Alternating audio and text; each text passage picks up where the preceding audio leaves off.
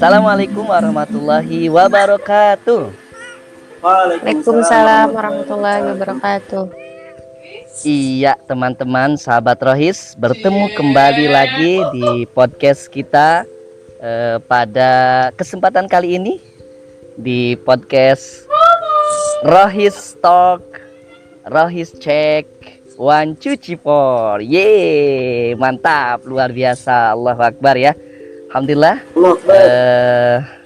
Iya, ternyata pemateri pada kesempatan kali ini sangat bersemangat nih teman-teman sahabat Rohis. Insya Allah kita akan kembali lagi membahas isu ringan. Insya Allah kesempatan kali ini kita akan lebih mengenal tentang Rohis. Sekarang lebih jauh. Mudah-mudahan teman-teman semakin mengenal, semakin erat lagi keterikatan hatinya ya dengan adanya pembahasan ringan ya pada kesempatan kali ini. Baik ya, kesempatan kali ini kita akan menghadirkan dua narasumber kece kita ya. Insya Allah kembali lagi bersama APH dan juga ditambah sekarang ada Teh Fatim ya. Teh Fatim ini sudah lama bergelut di kerohisan dari mulai SMA ya. Mungkin kayaknya dari SD ya Kak Fatim ini sudah mulai bergelut di Rohis ya. Baik, tema pada kesempatan kali ini judulnya yaitu Rohis itu ngapain sih? Ya. Nah, kita akan langsung saja ke dua narasumber kita. Yang pertama mungkin APH. Silakan kepada APH. Oke, terima kasih atas kesempatannya. Ya, jadi Rohis itu ngapain sih gitu ya? Setelah pertama itu Rohis itu apa? Yang kedua kenapa Rohis? Yang sekarang Rohis itu ngapain sih gitu ya? Jadi sebenarnya kan sebuah organisasi itu pasti ada suatu tujuan gitu ya, tujuan yang harus dicapai baik itu jangka pendek maupun jangka panjang. Jadi nggak mungkin kita bikin program itu, bikin kegiatan itu secara acak gitu ya, secara organisasi itu kurang baik gitu ya, itu seperti paguyuban. Terus Rohis itu tujuannya ngapain sih? Gitu ya. Ini saya baca dari panduan pembinaan Rohis sekolah di Provinsi Jawa Barat dari Pemerintah Provinsi Jawa Barat bagian Biro Pelayanan Sosial Dasar.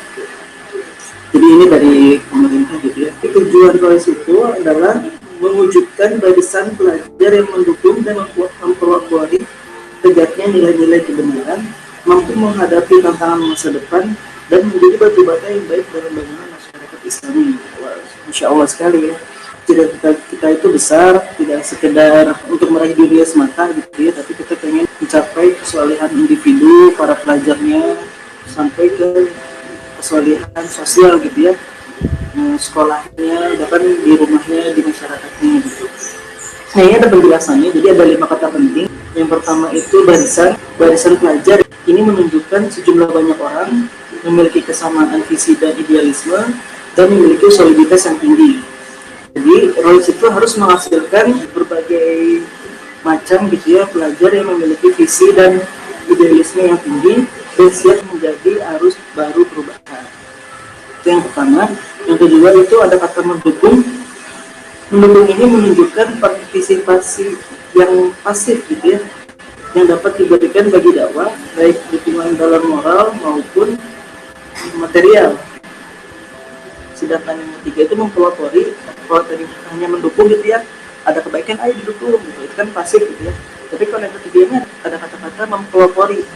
Nah, kalau mempelopori ini pasti menunjukkan partisipasi yang aktif gitu dari para pelajar untuk membela kebenaran.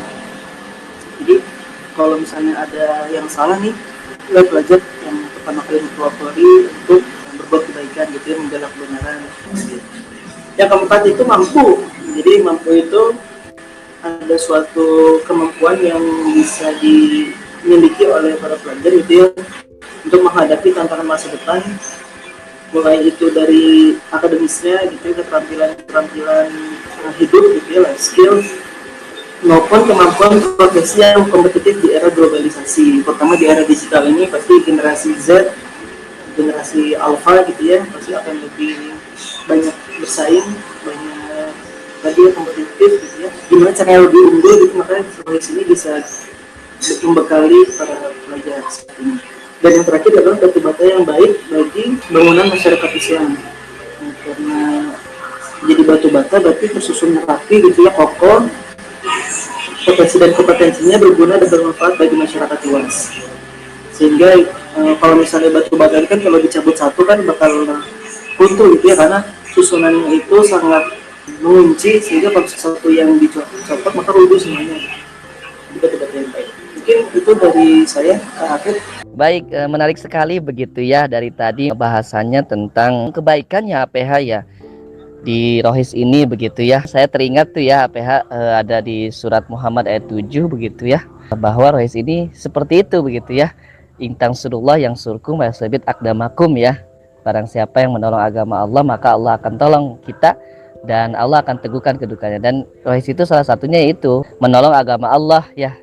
Jadi tadi kan terkait ngapain ya, pasti bagian dari kebaikan dan dakwah tentunya, dan menolong agama Allah begitu ya. Apalagi di SMA yang heterogen begitu ya, berbagai macam agama begitu ya. Jadi kita sebagai panji-panji kebaikan begitu ya. Bukan begitu APH ya? Atau Teh Fatim mungkin? Siap.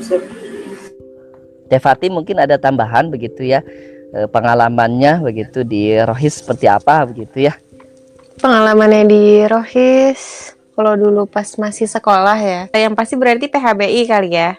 Itu sudah pasti ya, rutinnya ada di Rohis ya pasti ya. Iya, kalau Nah, PHBI itu ada nggak yang program cetusan begitu dari Rohis yang membuat inspirasi begitu sama siswa-siswi begitu?